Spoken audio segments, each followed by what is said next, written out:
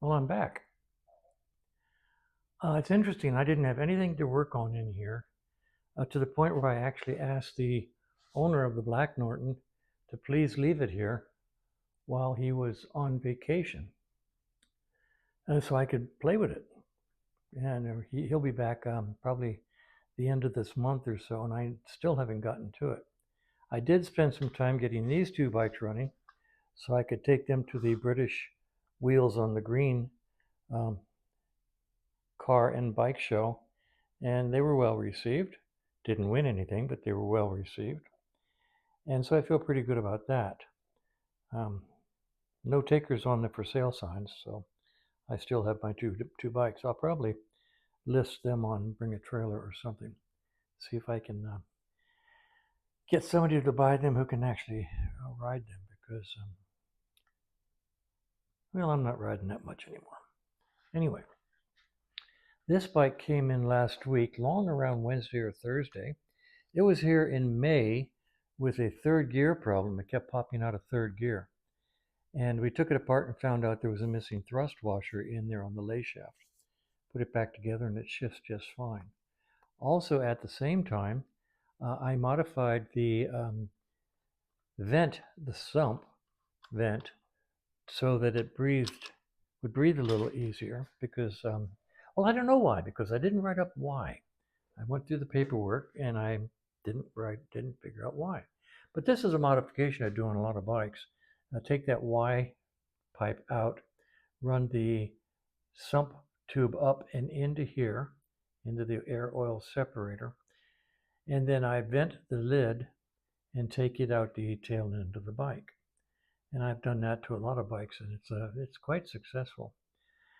But something's going on here. The client finally took it for a ride. I don't know if he'd been riding it or if this was the first ride, but he says this thing came back oil soaked, and I can see it. I mean, there's oil just everywhere, and I don't know why. I, Everything I look at is tight, but I want to show you something. I'm going to take the flashlight. Let me get the flashlight. I'll show you.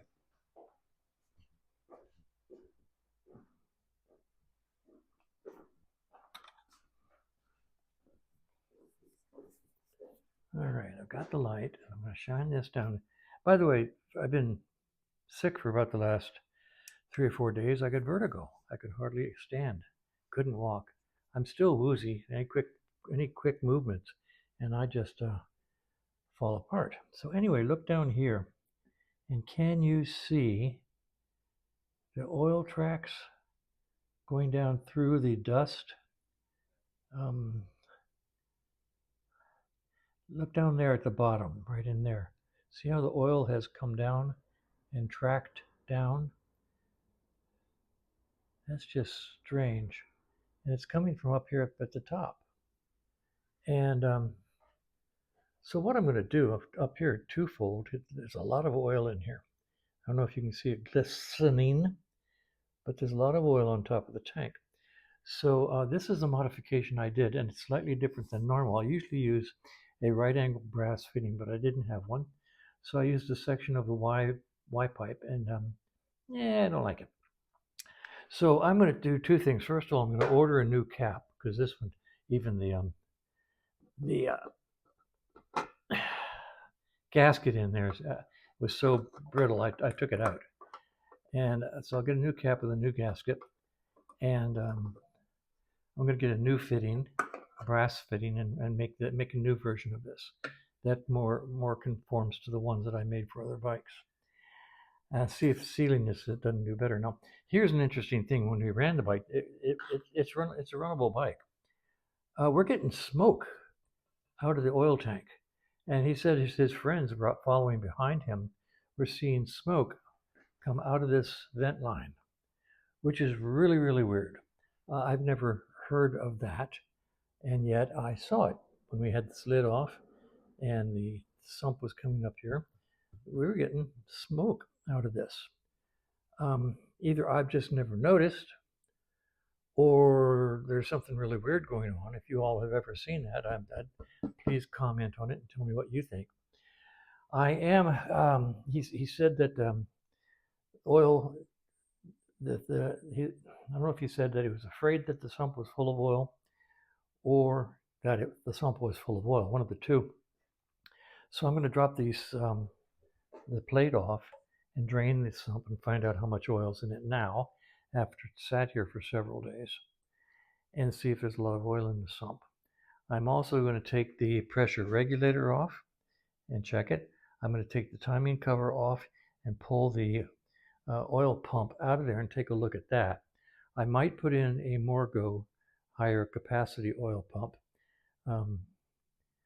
Not because I think it necessarily needs it, but if I'm in there, those three little words pop up, might as well put in a higher capacity pump and maybe return oil faster to here so it doesn't accumulate in the sump.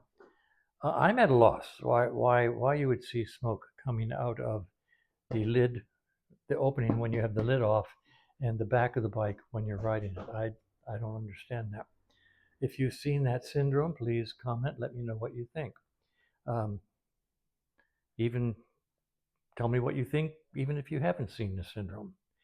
I'm also going to check the compression, see if we have good compression both sides, whether or not the rings are letting oil get past them.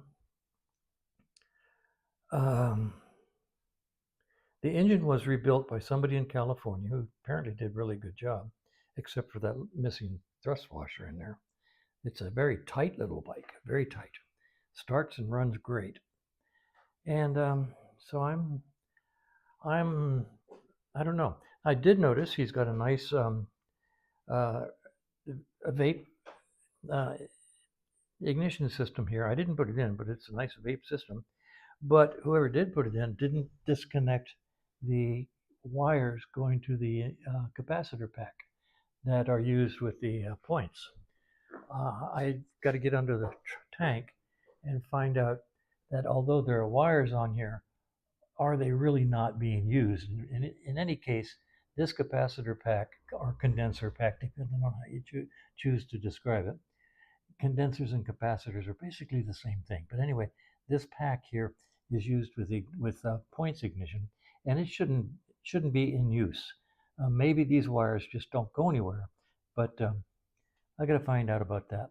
Has nothing to do with the oil problem, but I do need to find out why that's like that. It's interesting. Just me bending over and looking up triggered the vertigo, and now I'm swaying like a tree in the wind. I'm not going to do any work today, I can tell you that, because if I move my head too fast, I'm holding on now. When I move my head too fast, the whole world spins. So this is strange. Just as much as I can do today is just to look at it and talk about it. So I'm going to try to start on this bike in the next few days, is when I get a little steadier. So anyway, that's the status of this bike. That's the status of these bikes. They're operational. That's the status of this bike, waiting for me to play with it, see if I can get it to start easier with fewer kicks.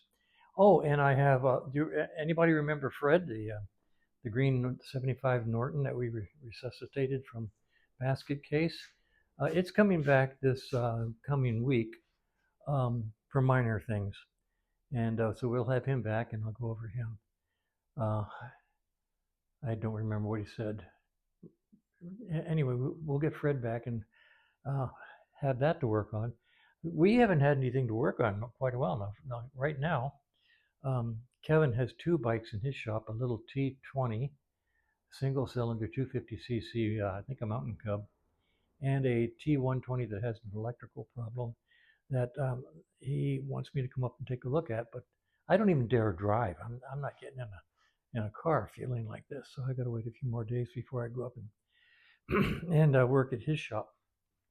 And I got a call from a client who's going to build a Bonneville racer, and he wants me to build the engine. Now that could be a lot of fun. So that's probably a month out before we start it, and then we've got until August to put it together. He's sending the head off to California to have it reworked and have monster valves put in it. He's got the lower end. I think he said it was a 71 lower end, and I think that's all put together. So we're going to put pistons and the head together, and I don't know what all it's going to involve. At this point in time, everything's nebulous and just in the beginning um, stages of fun.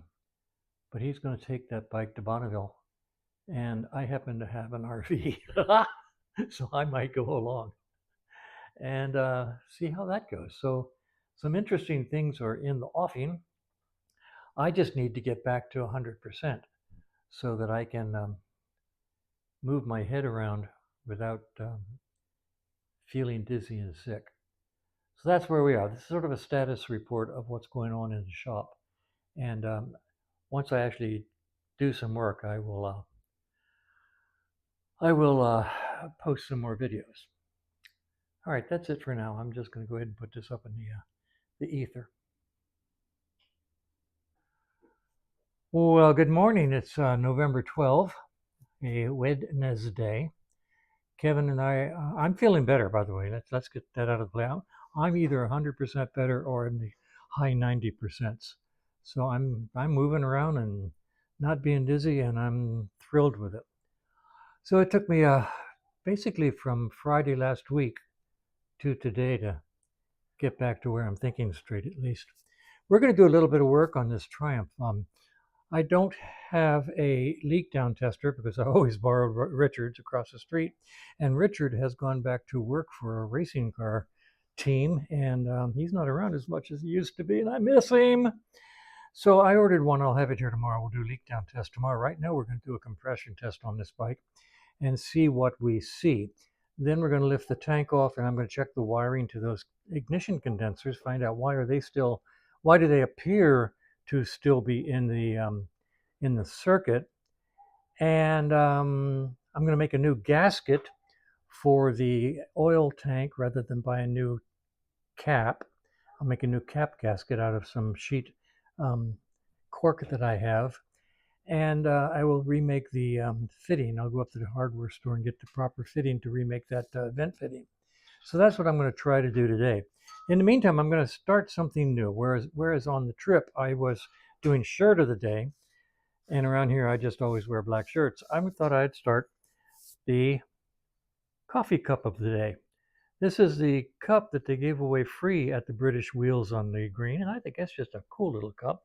So we're going to do coffee cup of the day, and this is today's coffee cup. I just finished coffee, so I'll put this aside, but cup of the day, here it is. All right, so we're going to get ready over there and do some stroking on the bike and check compression. I'll be back when we get that started. Okay, we have the compression tester on the left side of the bike. I'm going to go over there and hold it while Kevin does the kicking, and we're going to give it 10 good strokes, 10 whatever, with the throttle wide open and see what we read. Okay, here we go. Love the paint job. It's a pretty little bike, isn't it? It's a pretty bike. It's just cute as a bug. Mm-hmm. Don't forget that's a real short kicker. You'll catch your toes. Yeah, keep your foot outside the peg. Yeah. Okay, wide open. Yep.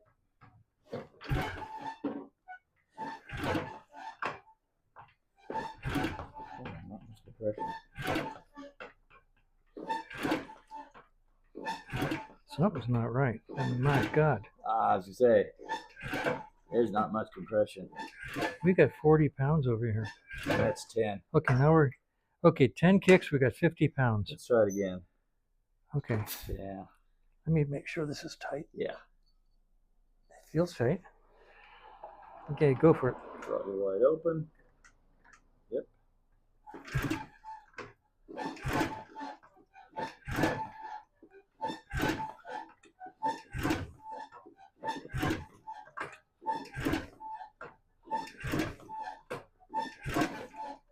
Yeah, we got a problem. Okay, we made it all the way up to 70 pounds that time. Yeah. That's not great. Good. All right, we're going to try the other side. and see if it might be the meter, the gauge, I mean, or oh boy. All right, moving over to the other side. Still a little wavy. Did you see me go wavy there? Yeah. Slow. Okay.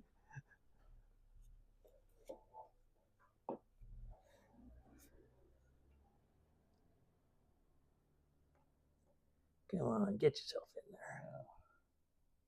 There it goes.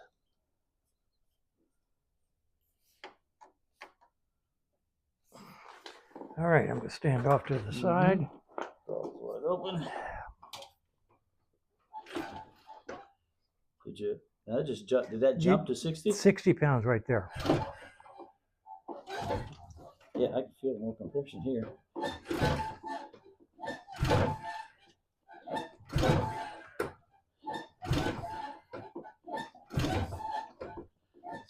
That's 10.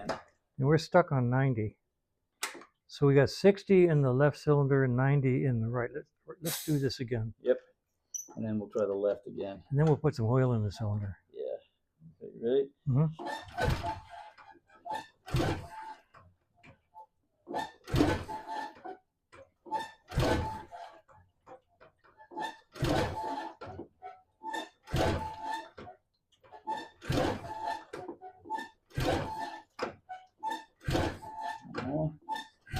It's 10. You know, this is worse. We got 70 pounds. Yeah, we needed your leak down. That's a problem. Yeah. Let's shoot a little oil in here. In each one and try it with oil. Just put a couple of squirts on that side, and I'll put a couple of squirts on this side. All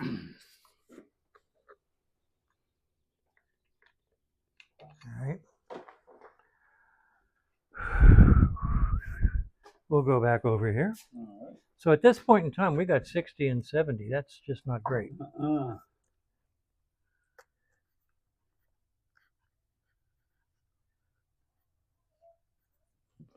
right.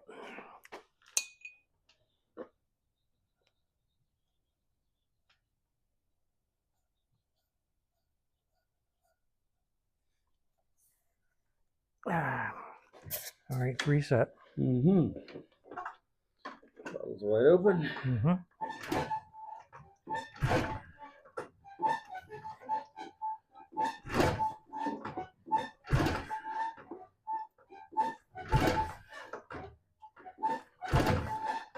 Definitely getting more here. Yeah, you are getting more.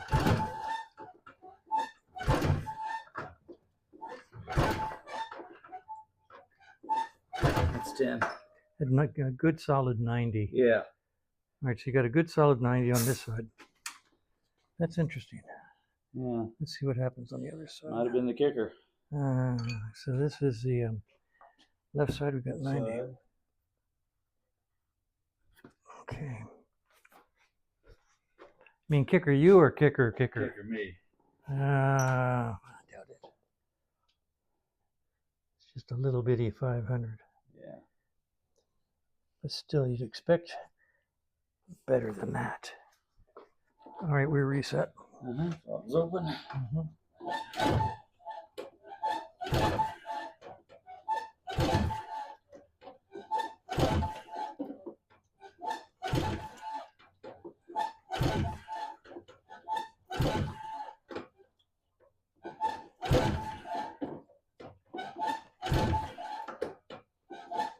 That's 10. 70 pounds. Yeah, there's a problem somewhere. 70 pounds. I would expect at least 100 pounds on both cylinders, maybe a little more. All right. Definitely a problem. 60, 70, and 90. Did I say 90 on left and 70 on right. 70 on there? 90 and 70. With oil. All right. All right. Well, that's good. We'll do a leak down test tomorrow when I get my new tester. In the meantime, let's get it up in the air. We'll pull the tank off because I want to check that wiring. We'll check the valves and Okay. make sure that we got the proper clearance on the valves. Yep. Because that can affect compression. Oh, big time. Okay, so we're going to put the bike up in the air. We'll be back in a few minutes.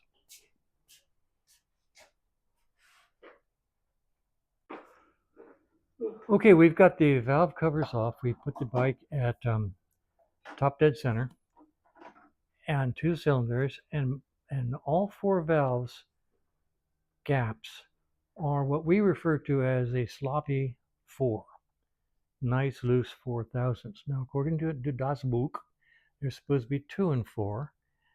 And I always go for a sloppy 2 and a sloppy 4 because I think loose is better than tight. And I'm going to leave them. Somebody set them at 4 and 4 for a reason. This bike was rebuilt by somebody in California who was supposed to be a rather expert person, and I'll buy that. The bike is well put together. We're going to leave them at 4 and 4 because whatever the problem is for the low compression, I don't think it's the valves, unless they're burned. And we won't find that out until tomorrow when we do a leak down test. So right now we're just fighting this 70, 90 pound compression. And we got the tank off, so I'm going to check the wires now on the condensers and find out whether or not they're actually hooked up to the wiring harness. So that's where we are.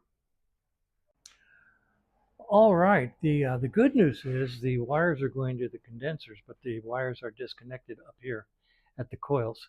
So these old wires are not being used, which means these connectors on here are not being used. So what I'm going to do, I'm going to leave everything like it is because whoever did it wanted to keep the stock wiring, wanted to keep the stock appearance, but as you can see, it caused confusion for the next guy, who was me. So I'm going to take these connectors off, and I'm going to seal them with shrink tubing. And I'm going to take these connectors up at the coils. Boy, that sucker's tight. All right, I'll get that off.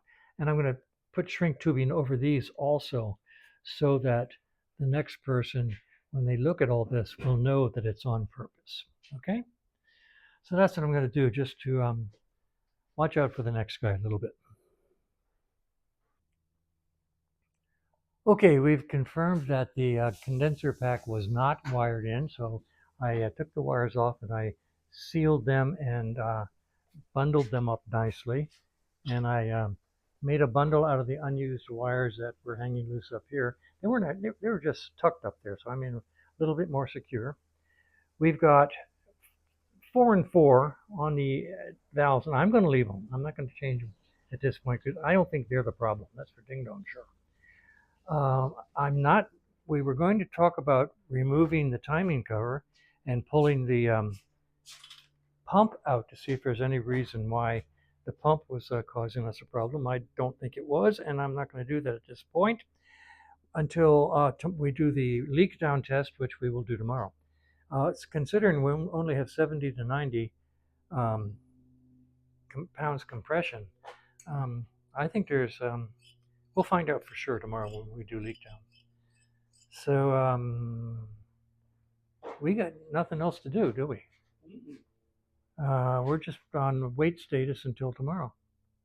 I do. Yes, I do. I have stuff to do. What I'm going to do is go up to yonder hardware store and buy the fitting I need, brass fitting, to replace this one I made out of tin because it's actually a little loose. It's broken free.